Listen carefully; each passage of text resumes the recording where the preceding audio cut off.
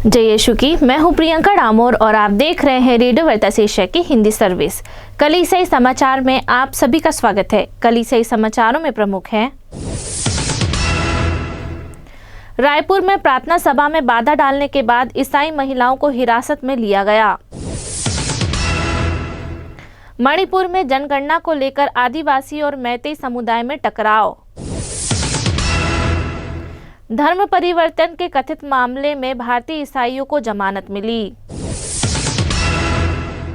उड़ीसा के कंधमाल दंगे के 18 साल बाद भी न्याय का इंतजार। Catholic bishop conference of India प्रवासी आयोग ने झारखंड में प्रवासियों की देखभाल पर एक कार्यशाला आयोजित की। उत्तर प्रदेश में धर्म परिवर्तन के आरोप में 3 ईसाई गिरफ्तार। 20 साल के सफर के बाद अमेरिका में आरामदायक जिंदगी छोड़कर पुरोहित बनने लौटे पूर्व सेमिनेरियन। बेंगलोर में नए रूप से तैयार होली ट्रिनिटी चर्च का उद्घाटन। ईडी ने अवैध विदेशी फंड के आरोप में पास्टर के ठिकाने पर छापेमारी की। अब जानते हैं समाचार विस्तार से। रायपुर में प्रार्थना सभा में बाधा डालने के बाद ईसाई महिलाओं को हिरासत में लिया गया। रायपुर में ईसाई महिलाओं के एक समूह को तब गिरफ्तार कर पुलिस स्टेशन ले जाया गया जब हिंदू कट्टरपंथी संगठन बजरंग दल के सदस्यों ने उनकी प्रार्थना सभा में बाधा डाली। खबरों के मुताबिक यह घटना 22 अगस्त को हुई जब महिला एक निजी घर में प्रार्थना के लिए इकट्ठा हुई थी। समुदाय के लोगों ने बताया कि बजरंग दल के 20 से 25 कार्यकर्ता पुलिस अधिकारियों के साथ घर पहुंचे और महिलाओं पर धर्म परिवर्तन कराने का आरोप लगाया। इसके बाद 3 महिलाओं को पुलिस स्टेशन ले जाया गया जहां कथित तौर पर उनके खिलाफ एफआईआर दर्ज की गई। उन पर लगे आरोपों की स्वतंत्र रूप से पुष्टि नहीं हो सकी। नाम न बताने की शर्त पर बात करते हुए एक पुलिस अधिकारी ने कहा कि महिलाओं को राज्य के धर्म परिवर्तन विरोधी कानून के तहत हिरासत में लिया गया और मामले की जांच शुरू कर दी गई है। इस घटना ने स्थानीय ईसाइयों में चिंता पैदा कर दी है। उनका कहना है कि कथित धर्म परिवर्तन की बढ़ती जांच पड़ताल के बीच आम प्रार्थना सभाओं को भी शक की नजर से देखा जा रहा है। मणिपुर में जनगणना को लेकर आदिवासी और मैतेई समुदाय में टकराव। हिंसाग्रस्त मणिपुर राज्य में अगले हफ्ते शुरू होने वाली राष्ट्रीय जनगणना से पहले आदिवासी, ईसाई और हिंदू मैतेई समुदाय के बीच टकराव की स्थिति बन गई है। आदिवासी कुकी जो समुदाय ने 2 चरणों वाली राष्ट्रीय जनगणना 2027 का समर्थन किया है, जिसका पहला चरण 1 से 30 सितंबर तक चलेगा। दूसरा चरण पूरे देश में फरवरी 2027 में होना है। हालांकि हिंदू बहुलक मैतेई समुदाय ने मांग की है कि जनगणना से पहले एनआरसी लागू करके अवैध प्रवासियों की पहचान की जाए और उनकी सूची बनाई जाए। खबरों के अनुसार मुख्य रूप से ईसाई धर्म को मानने वाले आदिवासी नागा समुदाय ने भी इस मांग का समर्थन किया है। एनआरसी का सत्ताधारी भारतीय जनता पार्टी ने उन अवैध प्रवासियों की पहचान करने और उन्हें उनके मूल देशों में वापस भेजने के लिए शुरू किया था, जो 25 मार्च 1971 के बाद भारत आए थे। कुकी जो काउंसिलिंग, जो इस समुदाय की सर्वोच्च संस्था है, ने 23 अगस्त को एक बयान जारी कर जनगणना से पहले एनआरसी के मैतेई नागा मांग को समय से पहले और अनुचित बताते हुए खारिज कर दिया। धर्म परिवर्तन के कथित मामले में भारतीय ईसाइयों को जमानत मिली। पश्चिम बंगाल राज्य की एक अदालत ने 6 प्रोटेस्टेंट ईसाइयों को जमानत दे दी है। उन्हें एक हिंदू भीड़ के आरोपों के आधार पर पुलिस में हिरासत में लिया था। चर्च के सूत्रों के अनुसार मेदिनीपुर जिला अदालत ने 21 अगस्त को हिरासत में लिए गए ईसाइयों को जमानत दी। कलकत्ता के आर्चडायसिस के चांसलर फादर डोमिनिक गोम्स ने बताया, हमें बहुत राहत मिली है कि स्थानीय अदालत ने हमारे उन लोगों को जमानत दे दी है जो 16 अगस्त से हिरासत में थे। पास्टर ने कहा कि भीड़ की धमकी के बाद से ही स्थानीय ईसाई डर के साए में जी रहे थे। आरोपी ईसाइयों की ओर से पेश हुए वकील आदित्य तिवारी ने बताया कि अदालत ने हर व्यक्ति के लिए 1000 रुपए के बॉन्ड पर बिना शर्त जमानत दी और मामले की अगली सुनवाई 16 जनवरी 2027 तय की। उड़ीसा के कंधमाल दंगे के 18 साल बाद भी न्याय का इंतजार। मानवाधिकार संगठन इस बात पर जोर देते हैं कि बचे हुए लोग और बेघर हुए परिवार सही मुआवजे और पूरी कानूनी न्याय की मांग अभी भी कर रहे हैं। 25 अगस्त को भारत के उड़ीसा के कंधमाल जिले में ईसाई विरोधी हिंसा शुरू होने के 18 साल पूरे हो गए हैं।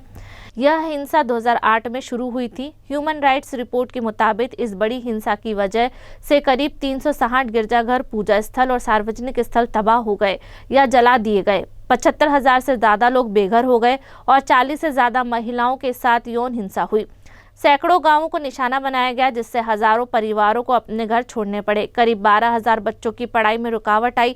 जबरदस्ती हिंदू धर्म में परिवर्तन के कई मामले सामने आए। मानवाधिकार संगठन इस बात पर जोर देते हैं कि बचे हुए लोग और बेघर हुए परिवार सही मुआवजे और पूरी कानूनी न्याय की मांग अभी भी कर रहे हैं।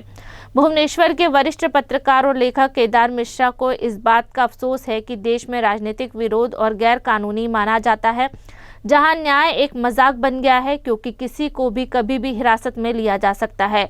कंधमाल मानवाधिकार के प्रवक्ताओं में से एक फादर अजय कुमार सिंह का कहना है कि 10 राज्यों में धर्मांतरण विरोधी कानून गैर कानूनी है। उन्होंने आगे कहा, यह कानून नागरिकों के साथ भेदभाव करता है। अल्पसंख्यक समुदाय, खासकर ख्रिस्तियों और मुसलमानों के साथ भेदभाव किया जाता है। उनके धार्मिक और सामाजिक मेलजोल में रुकावट डाली जाती है। Catholic bishop conference of India प्रवासी आयोग ने झारखंड में प्रवासियों की देखभाल पर एक कार्यशाला आयोजित की।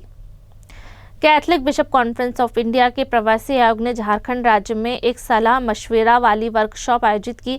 इसका मकसद प्रवासियों के प्रति कैथलिक कलीसिया के काम को मजबूत करना और सुरक्षित, सम्मानजनक और अधिकारों पर आधारित प्रवास को बढ़ावा देना था। 21 अगस्त को झारखंड की राजधानी रांची के सोशल डेवलपमेंट सेंटर में प्रवासियों की देखभाल विषय पर हुई इस वर्कशॉप में 95 पुरोहित, धार्मिक और आम समुदाय के नेता शामिल हुए। यह कार्यक्रम CRI रांची के सहयोग से आयोजित किया गया था।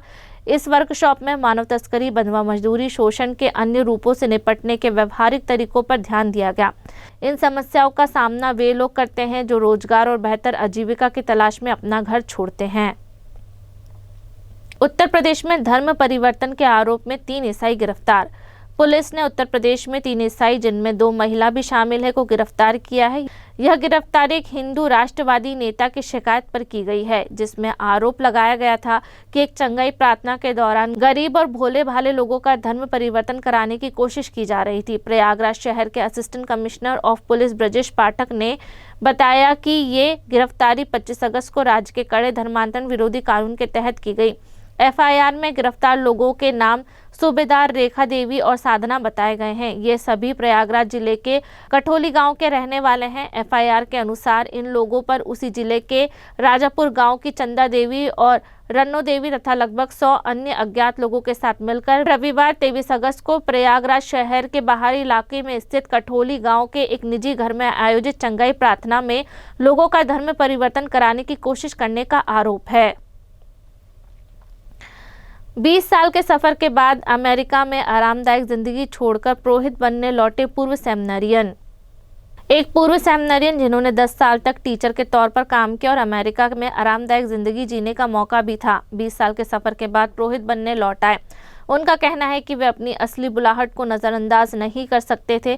40 साल के फादर शवत जॉन को 11 अगस्त को लाहौर के सेक्रेड हार्ट कैथेड्रल में आयोजित खालिद रहमत ने पुरोहित के तौर पर नियुक्त किया। उन्होंने 14 अगस्त को लाहौर कैट में अपने पैतृक पेरिश सेंट जोसेफ चर्च में अपनी पहली पवित्र मिस्सा अर्पित की। यह 2 दशकों के इंतजार और सोच विचार के बाद उनके मकसद के पूरे होने का फल था। बेंगलोर ने नए रूप में तैयार होने वाली ट्रिनिटी चर्च का उद्घाटन किया। कर्नाटक के बेंगलोर के दक्षिणी हिस्से में महिला सांद्रा के स्थित होली ट्रिनिटी चर्च का 20 अगस्त को बड़े पैमाने पर नवीनीकरण के बाद उद्घाटन किया गया। कैथलिक समुदाय ने इस नए रूप में तैयार चर्च का स्वागत आस्था और समुदाय की एकजुटता के प्रतीक के रूप में किया। नवीनीकृत चर्च के पवित्र यूखरिस्ट समारोह और आशीर्वाद कार्यक्रम की अध्यक्षता बेंगलोर के आर्च बिशप पीटर मचाडो ने की। इस मौके पर सहायक बिशप, पुरोहित, धार्मिक लोग और बड़ी संख्या में श्रद्धालु मौजूद थे। चर्च के सदस्यों ने कहा कि यह नवीनीकरण केवल चर्च की इमारत को नया रूप देने से कहीं बढ़कर है। यह कैथलिक समुदाय की उस आस्था और सामूहिक प्रतिबद्धता को दर्शाता है जो प्रार्थना, एकता और सेवा के जीवन को मजबूत करना चाहते हैं।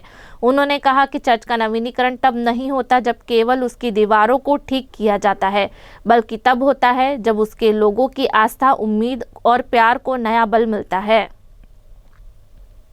ईडी ने अवैध विदेशी फंड के आरोप में पास्टर के ठिकाने पर छापेमारी की। ईडी ने राजस्थान के एक प्रोटेस्टेंट पास्टर से जुड़ी 2 जगहों पर छापेमारी की है। उन पर बिना मंजूरी के भारी मात्रा में विदेशी चंदा लेने, उस पैसे का इस्तेमाल गरीब आदिवासी लोगों और दलित हिंदुओं के धर्म परिवर्तन के लिए करने का आरोप है।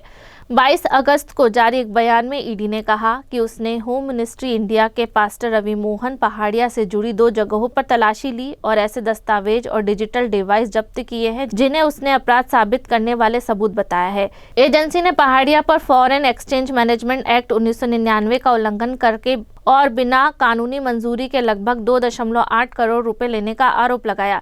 एजेंसी का आरोप है कि इस पैसे का एक बड़ा हिस्सा धर्म परिवर्तन की गतिविधियों में लगाया गया है। ईडी ने यह भी कहा है कि पहाड़िया और उनकी मिनिस्ट्री के पास फॉरेन कॉन्ट्रीब्यूशन एक्ट FCRA के तहत वैध रजिस्ट्रेशन नहीं था, जो चैरिटेबल गतिविधियों के लिए विदेशी चंदा लेने के लिए जरूरी है।